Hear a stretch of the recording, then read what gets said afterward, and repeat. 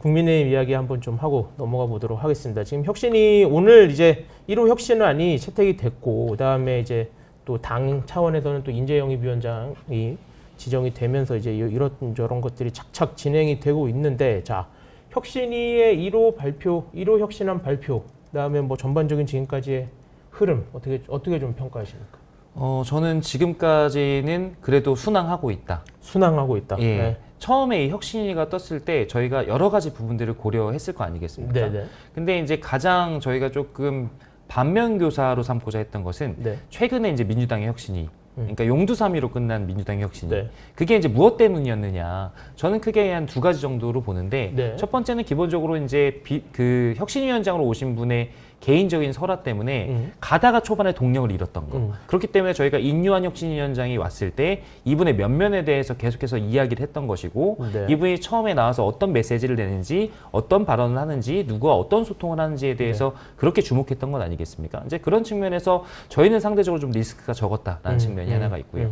두 번째는 더 중요한 건데, 당에서 과연 이 혁신위에서 만든 여러 가지 안들을, 이 액션 플랜을 실천하느냐 하지 않느냐라는 부분이, 저는 이거는 아직은 저희 국민의힘으로서도 가지고 있는 숙제라고 생각하지만, 일단 지금 초반에 1호 혁신안을 혁신위에서 냈고, 여기에서 최고위에서도 오늘 여러 가지 이제 저도 발언을 풀로 보니까 여기에 대해서 마뜩지 않게 여기는 최고위의 멤버들도 있었지만, 그럼에도 불구하고 혁신위의 혁신안은 무엇보다도 우선해서 존중되어야 한다라는 것에 의견을 모은 거 아니겠습니까? 그러니까 이런 정도로 당에서 존중을 해주는 그런 분위기가 있어야지 앞으로도 혁신위가 2호안, 3호안 계속해서 나가는 동력을 얻을 수 있는데, 오늘 저는 이 최고위의 그 의결이 앞으로 혁신위가 활동을 하는 데 있어서 아주 중요한 동력이 될 것이다. 그러니까 우리가 조금은 마음에 들지 않고 위험한 이야기를 하더라도 당에서 수용하고, 그리고 더 중요한 것은 이것을 바라보는 당원들도 의견이 모두 다 다르겠지만 그래도 일단 존중하고 지켜보자, 이런 입장인 것 같아가지고요. 일단 동력을 확보했다는 측면에서 상당히 긍정적으로 보고 있습니다. 의원님은 어떻게 보셨습니까? 1호 혁신안. 네. 저는 지금 혁신위를 굳이 지금 100점 만점으로 하자면 네네. 한 65점 정도? 65점. 낮은 점수가 아니에요. 한번 들어보세요. 리액션하기 애매한 네, 점수. 들어보세요. 들어보세요. 일단 시작이 반이기 때문에 50점. 그럼 왜냐면 너무 낮은 거 아니에요? 그럼 15점밖에 플러스가 안 되는데? 있어요. 보통 이제 기술 점수, 예술 점수 이런 게 있잖아요. 저는 이제 과정에 25점, 결과에 25점을 두고 있기 때문에 25점 아직 미래의 아직 것인 끝난 거죠. 게 네, 아직 끝난 게 아니기 예, 때문에 증가할 수 평가 있는 거죠. 네, 평가 전에. 그러니까 75점이 만점인데 65점인 거죠, 현재까지는. 그럼 좋은 거네. 한 두 번 정도 제가 마이너스를 줬는데 그게 뭐냐면, 하나는 뭐 너무 하던 대로 하는 것 같다라는 생각이 들었을 때가 있어요. 일단 좋은 점은 무사히 이렇게 출발을 해서 매일같이 그 이슈가 되고 많은 시민들께서 관심 갖고 지켜보시잖아요. 그게 이제 말씀하신 것처럼 민주당에 비해서 훨씬 잘 되어가고 있다는 걸 보여주는 것인데, 한편으로 뭐 이명박 대통령을 만나서 뭐 덕담을 주고 받았잖아요. 뭐 어려운 시기에 열심히 잘 하길 바란다. 뭐 많이 도와주시길 바란다. 그걸 보면서 이거 이름만 누구로 바꿔도 다 될 것 같은데. 그러니까 이명박 대통령 그리고 인유한 위원장 이름만 바꿔도 20년 전으로 돌아가도 똑같이 될 것 같은데 하는 생각이 너무 식상한 거예요. 오히려 안 만나야 혁신이지 않았을까 싶기도 해요. 과거와의 단절. 그런 생각이 하나 들었고, 그리고 이제 대사면 같은 경우에 이제 당사자의 동의 없는 대사면을 하는 걸 보면서 저렇게 해도 되는 건가 싶더라고요. 왜냐면 뭐 이준석 대표가 이제 이렇게 지금 이 이슈가 되고 있잖아요. 그렇죠. 화가 났어요. 화가 나서 났어요. 박차고 일어난 상황인 거잖아요. 나 나갈 거야 이렇게 일어난 상황인데, 지금 어떻게 보면 어르고 달래서 다시 데리고 와서 앉히려고 하는 거잖아요. 이 테이블에. 근데 돌아와서 이 환경이 변하지 않으면 다시 박차고 나가는 거거든요. 지금 이준석 대표 계속 그걸 지적하는 거잖아요. 지금 뭐 혁신의 메시지가 향해야 할 대상은 내가 아니다, 다른 뭐 저기 대통령이다, 뭐 당 대표다 이렇게 말씀하시잖아요. 그래서 저는 그 말에 좀 의견 동의가 돼서 65점. 미묘한 점수네요. 아무튼 뭐 그렇게 나쁘진 않다 정도. 훨씬 낫죠. 지금 나쁘지 민주당 않다보다는 혁신이나. 낫다. 사실 정의당 같은 경우는 좀 부끄러운 말이지만 저희도 비대위 혁신 비대위 다 했거든요. 근데 사실 잘 모르시잖아요. 그래서 제가 이런 걸 평가할 자격이 되나 싶기도 합니다. 반성하게 되네요. 관심을 가지고 있어요. 네. 근데 근데 이제 저기 그 이준석 전 대표 같은 경우는 달래서 나를 데려가려는 자체도 기분 나쁘다, 약간 이런 입장이신 거 아닌가요? 조금 그런 느낌이 들 법도 해요. 왜냐하면 그러니까 그런 의도가 정무적인 의도가 저는 있다고 보거든요. 네. 이제 평론하는 입장에서는.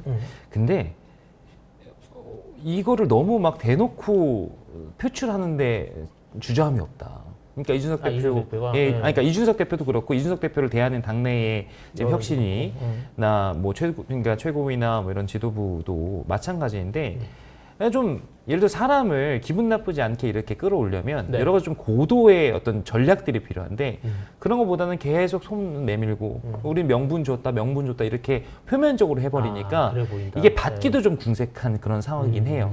그래도 저는 어쨌든 간에 이준석 대표 입장에서도 억울한 건 있겠지만 이렇게 화해 제스처를 취하는 것 자체도 상당히 지금까지 저희 당으로서는 상당히 전향적인 모습인 거거든요. 그러니까 물론 이것이 너무 표면적으로만 그렇고 실제로 네. 체질은 바뀌지 않고 내가 네. 들어가도 들어가도 또 똑같은 취급 당할 거야 이렇게 이야기하지만 그건 누가 알겠습니까? 그래서 뭐 지금 이렇게 징계를 취소하고 한 부분이 이준석 대표를 비롯한 그러니까 비윤이나 반윤 세력들이 보기에는 네. 당내에 비판적인 세력들이 보기에는 충분치 않을 수 있겠으나 네. 그들도 너무나 선을 넘으면 안 된다. 지금 저는 사실 이준석 대표가 자꾸만 헤어질 결심을 한다 뭐 이런 식으로 얘기를 하면서 오히려 그런 것들을 막 부추기고 당해서 막 등 떠미는 분들도 계셔요. 네. 저는 그렇게 알지만 그러나 기본적으로 이제 혁신위가 큰 방향으로 통합을 잡았고 거기에 따라서 지금 이번에 1호 저기 징계 취소가 끝이 아니라 계속된 대화를 시도하고 뭐 소통을 시도하고 필요하다면 당내 여러 가지 체질 개선에 대해서도 함께 논의해 볼 수 있고 이런 공간, 룸을 만들어주는 만큼 네. 들어와서 싸워라 이제 네. 다시 들어와서 진짜 진정성에는 그런 말씀 좀 드리고 싶습니다. 네, 저 조금만 더 붙여야 되나요? 네네. 그 사면이라는 말을 보고 네. 저도 조금 기분 나쁠 것 같다라는 생각을 좀 했었거든요. 표현을. 왜냐하면 네. 이게 사면을 뭐 대통령이 하는 거다 뭐 그런 법적 뭐 의미를 떠나서요. 그 100대 빵일 때 정말 가능한 단어잖아요. 그 사해 주는 거잖아요. 너의 죄를 사하노라. 그렇죠. 자격 네. 권위 있는 사람이 사해 주는 거기 때문에 100대 빵일 때만 가능하죠. 물론 이제 그 전문 용어. 네, 100대 빵. 네. 그래서 물론 이제 징계 당시에 그 자체는 본인이 어떤 잘못이 있기 때문에 징계가 되고 들어갔겠지만 네. 우리가 뭐 1년여간의 그 치고박는 과정을 봐왔잖아요. 네. 그랬다면 아마 사면이라는 용어보다는 이 폭넓게 이 상황 자체 전체적으로 봤을 때 징계 취소라는 이런 중립적인 용어를 선택할 수도 있었을 텐데 네, 그러니까 네, 네. 그게 이제 그럼 우리도 너도 조금씩 심했던 게 있으니까 화해하자라는 제스처가 됐을 수도 있을 텐데 사면해줄게 너 들어와 이렇게 돼버리면은 네. 기분 나빴을 것 같아요. 저도 한 가지만 조금 덧붙이고 싶은데요. 네. 그러니까 사면이라는 용어 자체는 조금 세련되지 못했다라는 점에 저도 동의를 하는데요. 근데 자꾸 이거를 교통사고에 비유를 해가지고 너도 잘못했다, 나도 잘못했다 이렇게 얘기하는 건 저는 그거는 아닌 것 같아요. 그러니까 당시에 윤리위원회, 그러니까 당의 윤리위원회, 그 다음에 민주당에서 비슷하게 심판원이 있잖아요. 네. 이 윤리위원회라는 기구는 기본적으로 정해진 당원 당규에 따라서 어떤 당의 품위를 저해하고 이런 행위들에 대해서 당내에서 징계하는 네. 기구잖아요. 네. 공식적인 결정이고 나름 절차에 따른 결정이었어요. 그렇다면 그러니까 이준석 대표에 대한 당내 당시의 징계가 그러니까 지금 제가 이걸 다시 꺼내는 게 당의 전체적인 통합 기조를 뭐 이렇게 흐릴 수 있으니까 구체적인 사항은 얘기하지 않겠지만 나름대로 이준석 대표도 홍준표 시장도 뭐 김재원 최고도 여러분들이 다 이제 합리적인 어떤 기준에 나름의 따라 이유가 가지고 있어서. 나름의 네. 이유에 따라서 징계를 받은 거예요. 그렇기 때문에 그 부분에 대해서 우리가 없던 것으로 해줄게 이렇게 얘기하는 것도 문제지만 우리가 이런 부분들을 사해주면서 이런 부분들을 없애주면서 너의 잘못도 눈 감아줄게 이렇게 얘기하는 것은 사실은 할 수 있는 이야기라고 전 보는 거예요. 근데 아니 받을 사람 사과 받을 생각도 없는데 이건 사과에 대한 게 아닙니다. 사과는 예를 들어 사이가 안 좋았던 사람들이 가가지고 이준석 대표 우리가 말을 너무 심하게 해서 이렇게 하는 게 사과지 징계권에 대해서는 사과를 받고 말고 할 입장이 저는 아니지 않나 싶어가지고 그러니까 조금 요즘 비유가 잘못된 것 같아요. 그러니까 징계를 취소를 하면 이게 왜 징계를 취소를 했냐면서 오히려 역풍을 맞을 수 있다. 뭐 이런 얘기신가요? 아니, 그러니까 이준석 대표도 너무 그렇게만 당에서 잘못했던 거 때려놓고 왜 인제 와서 약줘 이렇게 얘기하는 이제 본질적으로 그런 사안이 저는 아니라고 보는 거예요. 그러니까 기본적으로 이준석 대표도 어느 정도 당의 품위를 저해한 이런 거에 대해서 네. 당도 어느 정도 눈 감아주는 게 있다라는 의미에서는 받아들일만 하는 그런 이제 저기 홍준표 시장이나 이준석 대표나 다 니들끼리 하소해 막 이렇게 하면 이게 사실은 좀 빛이 바래는 거죠. 저는 오해가 있을까봐 또 한 번 더 얘기하는데 네네. 그 징계나 어떤 리스크에 대해서 네. 제가 없던 일이다. 그게 뭐랄까 전혀 잘못이 없었다라는 게 아니라 아, 일련의 네네. 상황을 전체적으로 보자는 거고 이것이 이제 이준석 대표의 편을 드는 것도 아니라는 걸 저는 좀 강조를 해야겠고 저희 당원 지지자분들이 좀 놀라실 수 있거든요. 네. 네. 해야겠고 다만 이제 신당 창당은 언제나 응원하고 있다. 분열을 네, 놓치는 제3지대로 거다. 나와서 네, 보수 정치를 해 나가셔라. 네. 말씀드리겠습니다. 왜 응원하시는 거예요? 제3지대의 다당제가 저는 될수록 좋다? 제3지대가 커질수록 저는 서로에게 좋다고 생각합니다. 아하. 좋은 정치를 할 수 있다는 걸 서로가 어쨌든 생각이 다르지만 토론에 나가면서 보여줄 수 있다고 생각하거든요. 저희는 모두 다 손잡고 갑니다. 아하. 저희는 어떻게 해야 될까요? 중립기관은 어떻게 해야 되지? 저희가 고민이네요. 네. 이 얘기 아까 저기 댓글에 좀 많이 나와서 하나 여쭤보면 지금 이제 이철규 전 사무총장이 지금 국민의힘 인재영입 위원장에 지금 됐다고 아까 한 11시 좀 안 돼서 속보가 네. 떴습니다. 요거는 좀 어떻게 보시겠습니까? 원래 어제 저는 이제 내정이 됐었다고 들었는데요. 어제? 네, 이미, 그리고 오늘 공식적으로 이제 최고위원회가 끝난 이후에 박정하 대변인이 이제 브리핑을 했어요. 네. 그러니까 공식적인 논평은 그겁니다.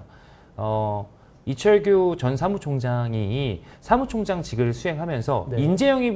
인재영입위원회라는 거는 당의 상설위원회예요. 그러니까 네. 상시로 돌아가고 있는 기구란 말이죠. 그런 거군요. 이제 그런 업무들을 지속적으로 해왔는데 이철규 사무총장은 어쨌든 당의 살림을 책임지고 이 부분까지 다 총괄하는 입장이었기 네. 때문에 이런 업무를 계속해서 해왔다. 그래서 네. 업무의 연속성 차원에서 향후 이제 새롭게 출범할 총선을 앞두고 출범할 인재영입위원회를 맡는 것 자체가 여러 가지 비판에도 불구하고 가장 적임자라고 생각했다라고 공식 논평을 냈는데 네네. 그런 측면이 있어요. 그리고 다만 이제 여러 가지 부담에 직면을 하게 될 텐데 왜냐하면 최근에 이철규 사무총장이 사퇴하게 된 거는 강서구청장 보궐선거에서 이제 패배의 책임을 지고 뭐 그렇게 했던 건데 얼마 되지 않아서 다시 이렇게 스포트라이트를 받는 자리에 돌아온다는 게 본인으로서도 부담이고 당으로서도 부담이었는데 사실은 이 인재영입위원회라는 것이 이 총선 앞두고는 상당히 중요한 의미를 가지고 있습니다. 그렇죠. 전 삼각편대라고 하는데 혁신위원회가 지금 여러 가지로 큰 깃발을 들고 네. 그리고 여기에 맞는 여러 가지 이제 총알을 마련하는 걸 총선 기획단에서 하고 그 총알을 쏠 사람들, 그러니까 적합한 사람들을 찾는 걸 인재영입위원회에서 해야 되기 때문에 이 세 군데가 착착착 맞아 돌아가야 되는데 네. 그 정도 리더십을 발휘하면서 이 일을 해낼 사람이 사실 당내에 지금 맞냐 그러면 그렇지 않은 것 같다. 그래서 여러 가지 이제 고민을 하던 끝에 네. 가장 여러 가지 비판에도 불구하고 일을 잘할 사람을 골랐다. 이렇게 저는 봅니다. 결국은 일을 잘할 사람은 네. 그런 거다. 의원님 어떻게 보셨어요? 이 건에 대해서 한 정치인이 세 줄로 요약을 했잖아요. 사람이 없군. 그다음에 먹고 살만해졌다고 생각하나 보군. 역시 너다. 이렇게 세 줄로 요약을 했잖아요. 저는 어느 정도 동의가 되더라고요. 그 사이에 또 들어가서 보셨나요? 네, 봤습니다. 아니요. 이전에 네. 봤던 거고요. 네. 어느 정도 동의를 하는 게 사실 이제 혁신위에서 지금 많은 노력을 하고 있지만 일견에 또 비판받고 있는 점이 당대표 체제 계속 유지되고 있는 거 아니냐라고 네. 하잖아요. 그러니까 무슨 말이냐면 혁신위로 단지 포장을 하고 알맹이는 그대로 가는 거 그냥 아니냐라고 가는 거 하는데 아니냐. 네. 친윤인 이철규 의원님이 임명이 되면 그것에 이제 더해지는 거죠. 이런 이제 흐름이 네, 흐름이 좀 강화되는 거죠. 당대로 가고.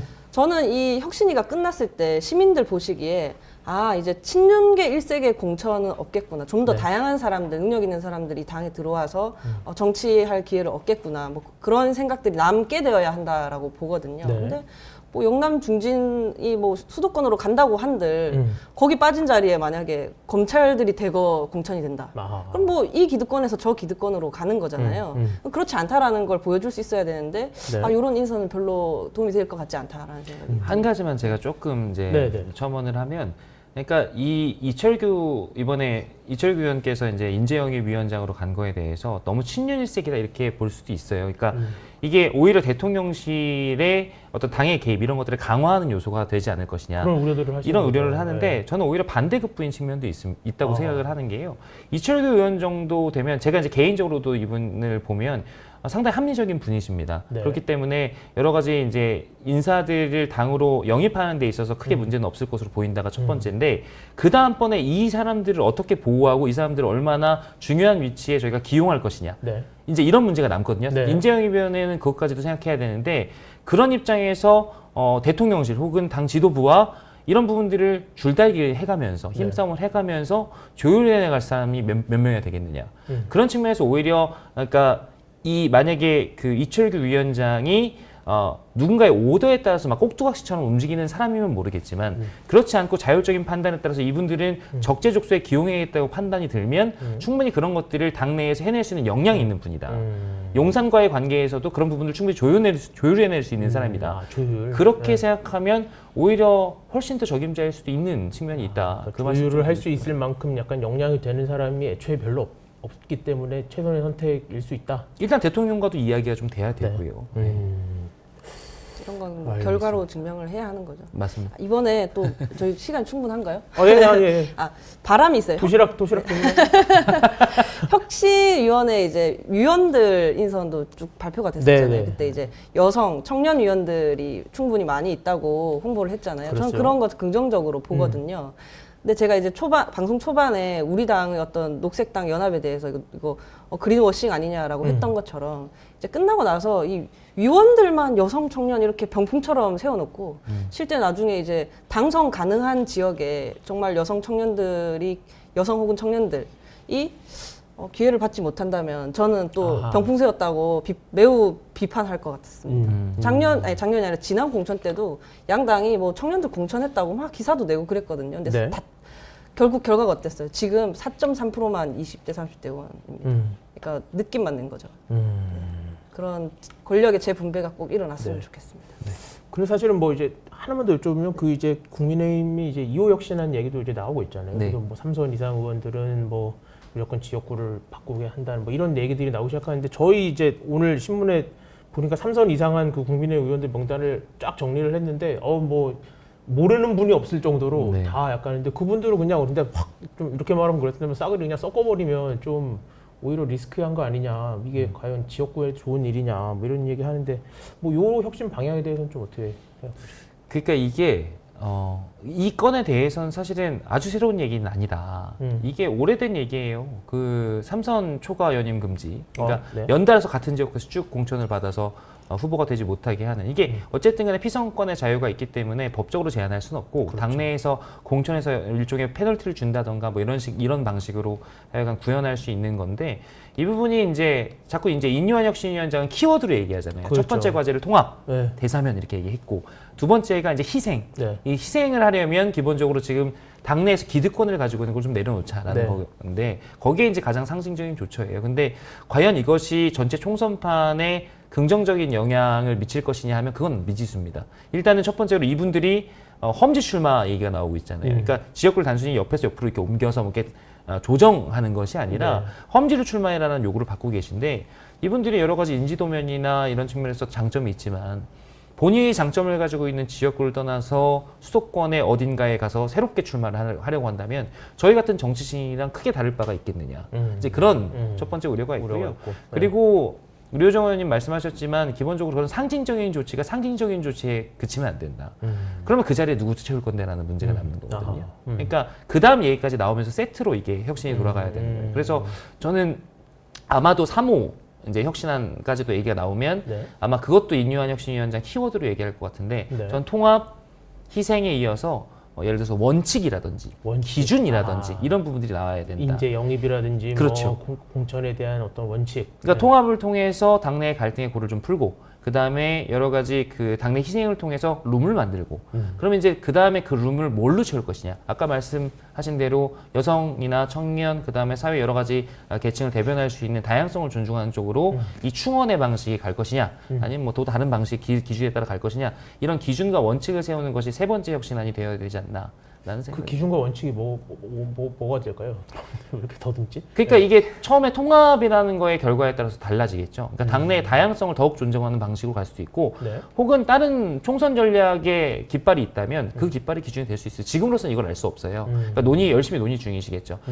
제가 알기로도 내부에서 다양한 논의들이 진짜 오가고 이 논의들 중에서는 당에서 10년, 20년 동안 열심히 혁신할 때마다 외쳤던 그런 구호들도 있고 완전히 새로운 방식도 있다고 하는데 네. 하여간 그 아주 메인 깃발을 뭘로 드느냐에 따라서 그 충원의 기준 방식 뭐 이런 것도 달라지겠죠.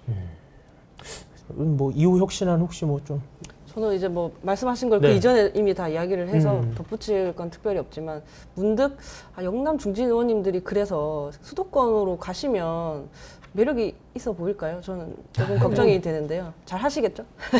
아니, 저는 뭐 크게 그런 부분들이 그러니까 정치적 레토릭 이상의 의미를 가지기 힘들다 지금으로서는 그렇게 봅니다. 아니 명단을 보면 그 3선보다는 오히려 4선, 5선 하신 분들은 진짜 이건 뭐 거의 지역구와 그냥 자동 연결되는 분들 있잖아요. 뭐 권성동 의원이라든가 이런 분들은 뭐 김기현 대표도 마찬가지시고. 그래서 보시면 생각보다 5선 하신 그 세 분이 조경태, 전진석, 정우택 의원 이렇게 세 분이신데 충북, 충남, 부산이에요. 이게 지금 영남, 물론 부산 영남이긴 하지만 그렇고 4선도 강원, 울산, 경기, 인천, 충남이에요. 이게 별로 대구, 그러니까 그쪽 영남 쪽하고는 별로 상관이 없는 거 아닌가? 그런 생각도 사실 들고. 그리고 조금 더 지역적일 수 있는데 이거를 다 이대로 보시면 안 되는 게 네.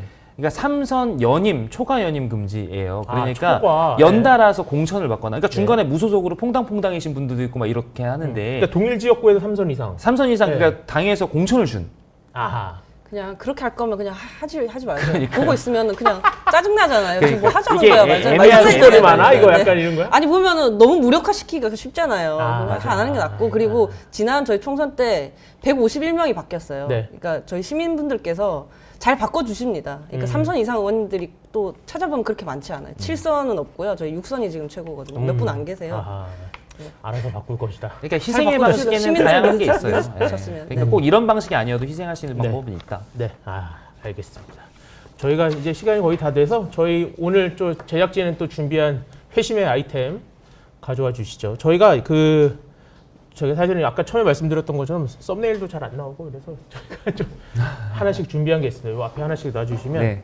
저희가 이제 요걸 어떻게 하시면 되냐? 요 지지봉을 각자 이제 앞에 카메라가 있어요. 이렇게 카메라에다가 이렇게 떼면서 자기가 뭔가 말하고 싶은 뭐 본인 소속 정당도 괜찮고요. 아니면 뭐 다른 정당도 괜찮고요. 뭐 특정 인물도 괜찮고요. 뭐 이렇게 얘기를 하시면서 이렇게 한 말씀 하실 수 있는 공개적으로 말씀하실 수 있는 기회를 드리겠습니다. 계속 언급하면 쭉, 좀 안 좋을 것 같아서 좀 고민이 되지만 그래도 네, 하겠습니다. 누구 이렇게 하려고 이준석 전 대표님. 근데 제가 좀 억울한 게 있어서 꼭 얘기를 해야겠어요. 네네네. 부그분이 인터뷰에서 얘기를 했기 때문에 저도 인터뷰에서 얘기를 해야겠어요. 알겠습니다. 한 주간지에서 이제 제3지대 이야기하면서 장혜영, 류우정 의원이 있는 세 번째 권력에 대해서 질문이 나왔을 때 거기는 정체성 정치를 하려고 하지 대중정당을 하려 하겠냐라는 식으로 말씀을 하셨는데 이준석 대표님이 신당 창당할 때 20대 남자들로만 있는 정당이 웬 말이냐라고 하셨던 것처럼 저 또한 대중정당을 목표로 하고 집권을 목표로 하는 세 번째 권력에서 활동하고 있습니다. 오해를 정정하기 위해서 말씀드립니다.